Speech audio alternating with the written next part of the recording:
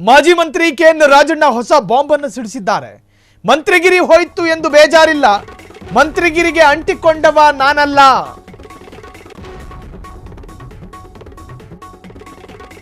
ಕ್ಯಾಬಿನೆಟ್ನಿಂದ ವಜಾಗೊಂಡ ಮಂತ್ರಿ,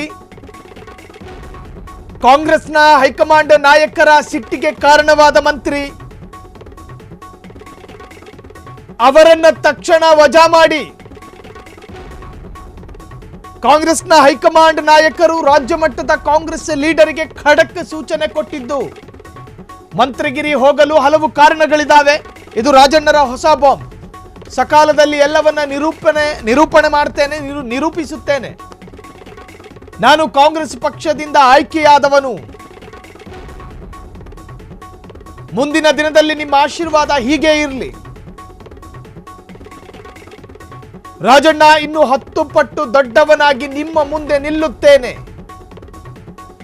ಪಾಪ ಸಿದ್ದರಾಮಯ್ಯರ ಮೇಲೆ ಯಾರು ಆಕ್ಷೇಪಣೆ ಮಾಡುವ ಹಾಗಿಲ್ಲ. ನಾವೆಲ್ಲ ಅವರ ಕೈ ಬಲಪಡಿಸಬೇಕಿದೆ ಎಂದ ರಾಜಣ್ಣ. ಮಧುಗಿರಿಯಲ್ಲಿ ಧ್ವಜಾರೋಹಣ ವೇಳೆ ರಾಜಣ್ಣ ಭಾವುಕ ಮಾತಿದು. ಮಾಜಿ ಮಂತ್ರಿ ಕೆಎನ್ ರಾಜಣ್ಣ ಹೊಸ ಬಾಂಬ್. ಮಾಜಿ ಸಹಕಾರ ಸಚಿವ, ಮಾಜಿ ಹಾಸನದ ಉಸ್ತುವಾರಿ ರಾಜಣ್ಣ ವಜಾದ ನಂತರ ಮಾಡ್ತಾ ಇರುವಂತಹ ಪ್ರಪ್ರಥಮ ಪ್ರಖರ ಭಾಷಣ ನೀವು ಕೇಳಿಸ್ಕೊಳ್ಳಿ. ಕಾರ್ಮಿಕ ಅವರ ಮಕ್ಕಳು ಕೂಡ ಇಂಜಿನಿಯರ್ಗಳು, ಡಾಕ್ಟರ್ಗಳು ಆಗಲಿಕ್ಕೆ ಸಾಧ್ಯ ಇದೆ. ಈ ರೀತಿಯ ಸುಧಾರಣೆಗಳನ್ನು ತರ್ತಕ್ಕಂಥ ಮಹಾನ್ ವ್ಯಕ್ತಿಗಳ ಅಧಿಕಾರವನ್ನು ಆ ರೀತಿ ಹೋದಾಗ ನನಗೆ ಯಾವುದೋ ಮಂತ್ರಿಗಿರಿ ಹೋಯ್ತು ಅಂತ ನನಗೆ ಯಾವುದೇ ರೀತಿಯ ಬೇಸರ ಇಲ್ಲ. ನಾನು ಮುಂದೆನೂ ಕೂಡ ನನ್ನನ್ನು 35,500 ಹೋಟೆಲ್ ಗೆಲ್ಸಿದ್ದೀನಿ.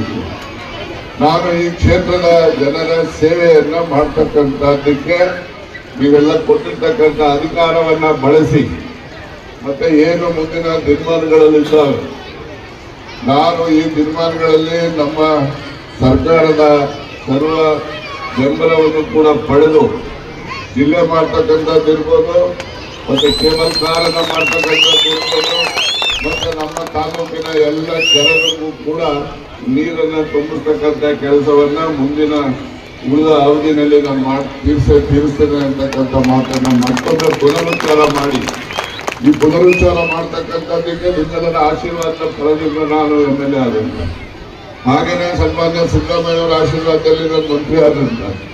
ಈಗ ಮಂತ್ರಿಗಿರಿ ಹೋಗಿದ್ದಕ್ಕೆ ಪಾಪ ಸಿದ್ದರಾಮಯ್ಯವರನ್ನೇ ನಾನು ಆಕ್ಷೇಪಣೆ ಮಾಡೋದಿಲ್ಲ. ಅದಕ್ಕೆ ಬೇರೆ ಬೇರೆ ಕಾರಣಗಳಿದ್ದಾವೆ.